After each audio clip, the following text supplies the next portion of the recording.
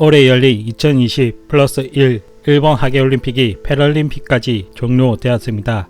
여태 개최국 이점으로 금메달 축제를 벌였던 일본은 이제 코비드로 역풍을 맞게 되자 연임을 꿈꾸던 스가 총리는 1년 만에 총리직에서 밀려나게 되었습니다. 그리고 내년 겨울에는 중국 베이징 동계올림픽이 기다리고 있는데요. 많은 한국 사람들이 중국의 동계올림픽을 반대하지만 오히려 중국의 올림픽 기점으로 중국의 몰락과 한국의 통일 시나리오가 이루어질 절호의 기회라 평가받고 있습니다.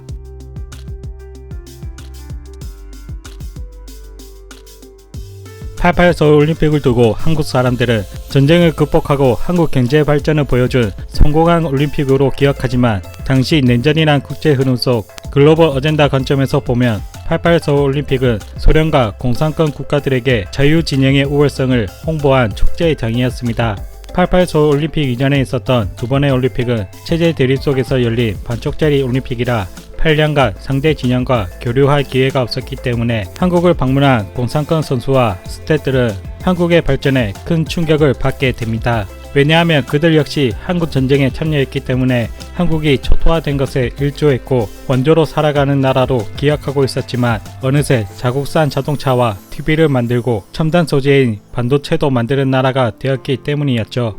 당시 공산권 나라 사람들의 생활상은 경제 호황기에 접어든 대한민국보다 못한 생활을 했기 때문에 소련에 대한 의심과 실망 그리고 자유진영 즉 미국에 대한 긍정적인 인식이 자랍니다. 그리고 88 올림픽 1년 뒤 베를린 전벽이 무너지면서 독일은 통일이 됩니다. 자유진영 쪽에선 독일의 아름다운 통일을 표면적으로 다뤘지만 공산진영 쪽에선 동독이 체제전쟁 속에서 자유진영에 의해 패배하고 사라진 것으로 봤습니다. 그러자 1년 뒤 예멘의 공산진영이 무너지며 예멘은 통일을 이루고 코소보 사태, 걸프전 등 미국은 소련을 붕괴시킬 어젠다를 완수하면서 91년도에 소련은 결국 해체가 되어버립니다. 이때 바르샤바 조약에 가입했던 동구권 국가들이 자유진영으로 합류하면서 이들이 나토에 가입하여 러시아를 막는 최전선 국가가 되어버립니다. 이 덕분에 영국은 코앞에 있던 소련 전선이 뒤로 후퇴하면서 안정을 되찾게 됩니다.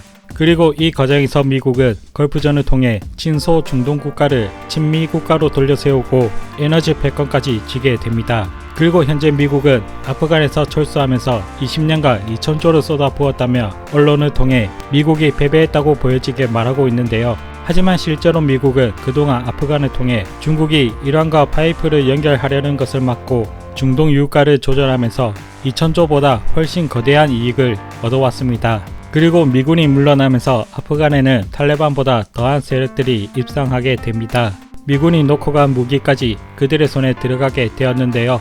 이들은 탈레반보다 더 극렬한 이슬람 추종자들이라 언제든 국경을 맞대고 있는 중국 위구르족 해방을 위해 활동을 할 준비가 되어 있습니다. 그래서 중국은 겉으로는 탈레반과 협력을 말하지만 뒤로는 테러 대비 훈련을 하면서 긴장하고 있습니다. 이처럼 미국은 자신들의 이익과 패권에 방해되는 요소들을 분쟁 지역으로 만들어 왔습니다. 현재 미국은 미 대륙과 유라시아를 잇는 철도 건설 어젠다를 진행하고 있는데요. 한국도 이 거대한 철도 연결 어젠다에 올라타기 위해 움직이고 있습니다. 그런데 만약 이 거대 철도 라인이 완성된다 하더라도 중국과 국경을 맞대고 있는 상황에선 불확실성과 위험도가 그 어느 지역보다 높아지게 됩니다.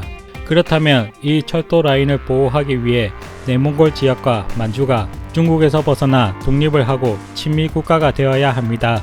이렇게 된다면 북한은 존재할 가치도 이유도 없기 때문에 한국은 통일을 이룰 수 있죠. 그래서 현재 미국의 대중경제 양상을 보면 과거 독일 통일 과정과 비슷한 모습을 보입니다. 미국은 트럼프 대통령 때부터 본격적으로 중국 경제를 압박해 왔습니다.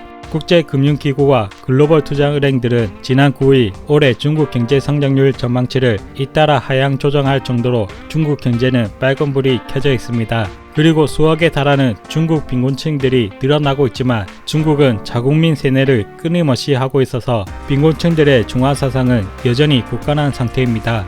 하지만 미국이 K-팝을 밀어주면서 한국을 통해 자유진영의 부유함을 중국에 선전하고 있습니다. 곧 BTS 멤버들이 군대를 가야 함에도 미국이 빅히트와 손을 잡고 하이브로 바뀐 것은 단순한 비즈니스 때문이 아닌 것이죠. 많은 중국인들이 경제 침체를 겪는 상황에서 한국에 세련된 아이돌을 본다면 무슨 생각을 할까요? 88 서울 올림픽 때 한국을 방문한 공산권 선수들이 느꼈던 감정과 비슷하지 않을까요? 그래서 중국이 K-POP 팬클럽 개정을 대거 정지시키며 강력한 문화 통제를 하고 있습니다. 이제 중국의 동계올림픽이 1년이 남았습니다. 중국은 자신의 건재함을 다시 한번 세계에 과시하기 위해 많은 돈을 올림픽에 쏟을 것으로 전망합니다. 물론 여기에 동북 공정 요소가 가득할 것입니다. 하지만 중국은 동계올림픽을 무사히 완수할 수 있을까요? 위구르족을 해방시키려는 아프간 내 극렬 이슬람 단체, 자연재해, 각종 중국 인권 고발, 중국 빈곤층 취재, 중국 측의 올림픽 벽파 시비, 중국 선수들의 약물 사용 등 서방 세계 언론들은 벌써부터 중국 올림픽을 망하게 하기 위한 기사를 써놓고 기다리고 있습니다. 한국은 중국의 올림픽 개최를 반대하는 목소리가 크지만 오히려 중국의 동계올림픽 개최가 중공의 멸망과 한국 통일의 트리거가 될 수 있습니다.